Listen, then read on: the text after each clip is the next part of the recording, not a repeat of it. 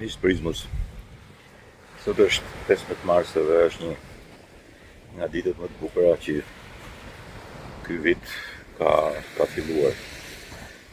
Është një herë e lehtë që e dëgjoni besoj, pavarësisht se po regjistroj pa mikrofon, por është një flat i lehtë, nuk e di sa mund të prishi punë.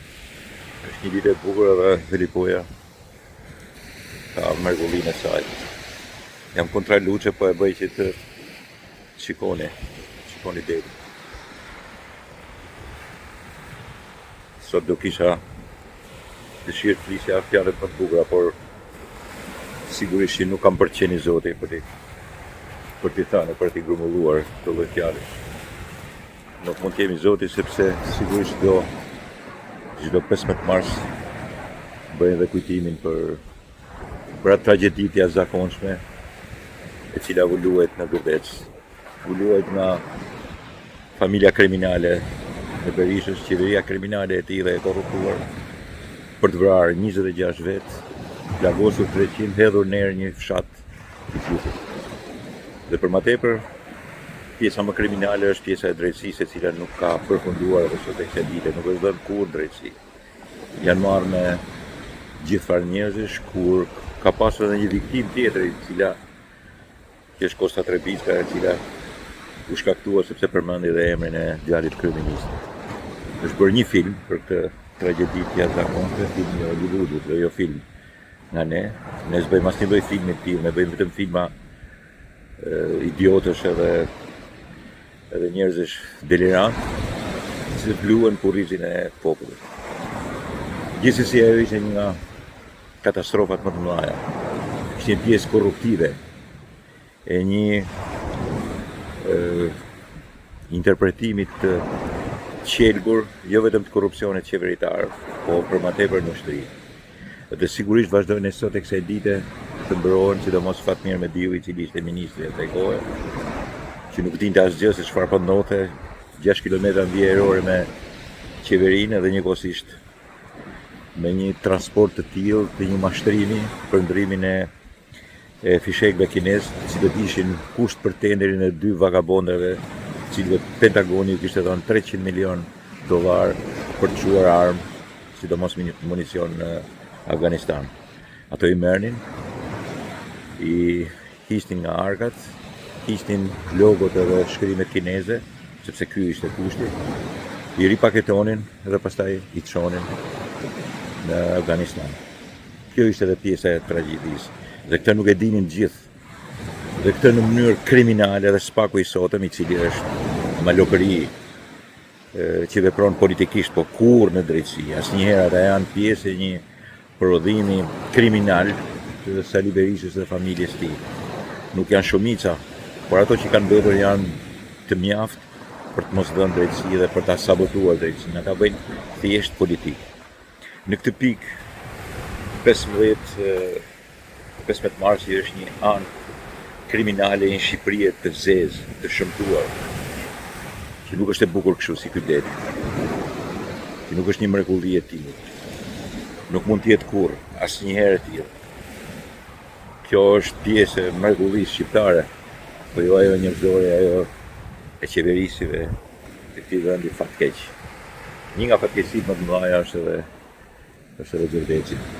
Është një nga fatkeqësitë më të mëdha politikisht, një nga korrupsionet më të mëdha që kanë ndodhur me pasojë vdekjen e njerëzve, edhe në erë të një fshati, me pasojë gjiganteske. Shtetet e Bashkuara të Amerikës në atë kohë dhe administrata Bush shpejtuan na fusin në NATO sepse ne ishim një vend i pakontrollueshëm, me një qeveri si e Sali Berishës, me interesat të cilat nuk kuptoheshin nga shkonin dhe çfarë bënin, përveç se shkaktuan katastrofën e 1997-s, po tentonin të shkatërronin komplet vendin edhe në pjesën korruptive. Natyrisht që u vendos të futesh në NATO dhe një farë mënyrë u bë vendi më i kontrolluar. Spakut për këtë gjë ndikoi për mirë, por ama të vdekurit janë aty. Kanë mbetur këaj lapidari atje.